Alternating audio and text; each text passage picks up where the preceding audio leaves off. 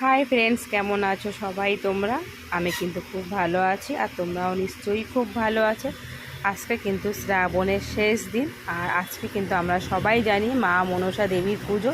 তো দেখো, আমি কিন্তু চলে এসেছি এই যে আমার মামাবাড়িতে পুজো দিতে। আমার মামাবাড়ি প্রত্যেক বছরই মা মনসা দেবীর পুজো হয়। আর তো দেখো, এখন আমরা এখানে সবাই মিলে পুজো করছি।